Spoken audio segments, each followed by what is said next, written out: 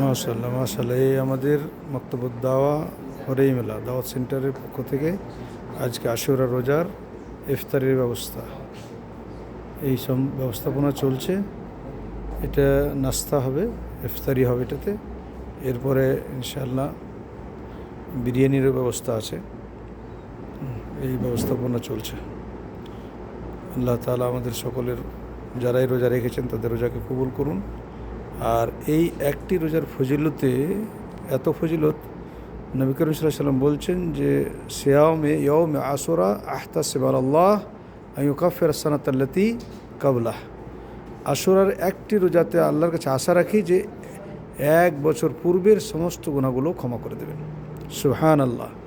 এই যে ফজিলত, এই ফজিলতটা যারা বুঝেছে, যারা করেছে, দিন পার হয়ে গেল, সৌদি আরবে আজকে আশুরার দিন, তারা আলহামদুলিল্লাহ এই ফজিলত অর্জন করতে পেরেছে।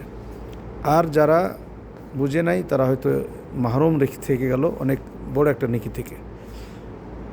আর এই রোজাটাই ইনশাআল্লাহ আগামীকালকে আমাদের ইন্ডিয়া, বাংলাদেশ বা অন্যান্য জায়গাতে, পূর্ব দেশগুলোতে আগামীকালকে আশুরা রোজা, যেহেতু তারিখ একদিন লেটে হয় আমাদের দেশে আরবি তারিখ হিসাবে, সেই হিসাবে আগামীকালকে এখনও সুযোগ আছে।